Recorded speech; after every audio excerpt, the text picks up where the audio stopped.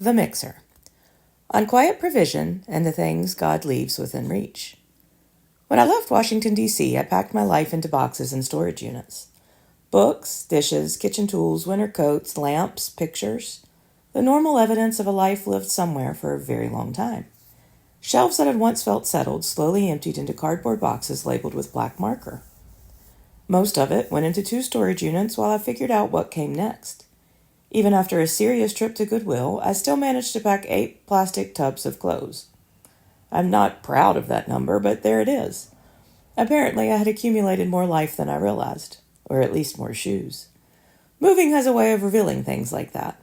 You begin to realize how many small decisions quietly accumulate over the years until one day they fill an entire room. I knew I would be staying with my parents for a while because of some health issues they were navigating, so bringing everything with me didn't make sense. It was easier to pack it away and deal with it later. Around that same time, I brought several tubs of clothes to the small house where I had once lived before. I didn't intend to move back there at the time. It was simply a convenient place to put them where they wouldn't be in anyone's way. Months later, when I began to suspect that returning to that house might actually be the next chapter, I came for a weekend to start cleaning. The place had been sitting quietly for a while. It needed sweeping, airing out, the ordinary work of waking a house back up. Windows were open to let fresh air move through the rooms.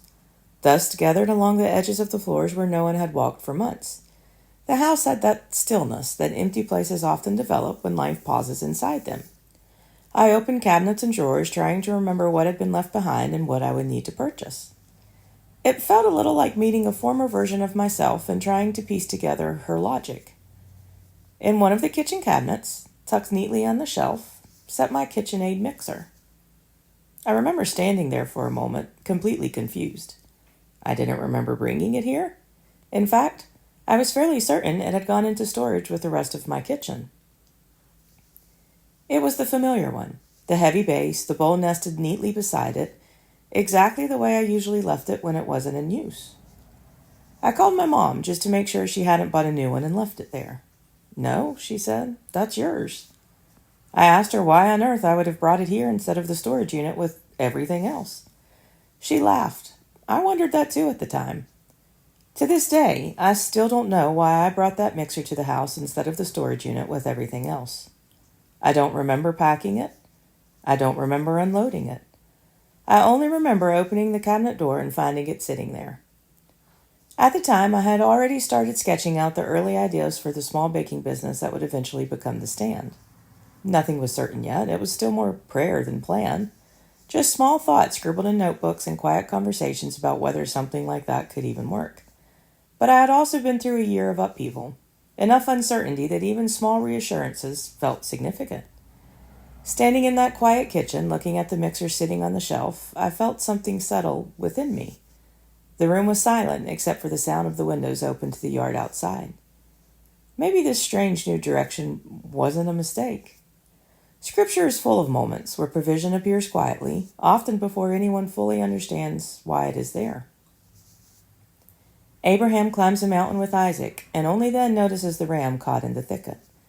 The Israelites step out into the wilderness before manna begins appearing with the morning dew. A boy shows up with 5 loaves and 2 fish long before anyone realizes they will need to feed thousands. In each of those stories, the provision is already present before the people involved fully understand the situation they are walking into. It doesn't always arrive dramatically. Sometimes it looks like bread scattered across the ground. Sometimes it looks like an animal caught in the brush along the path.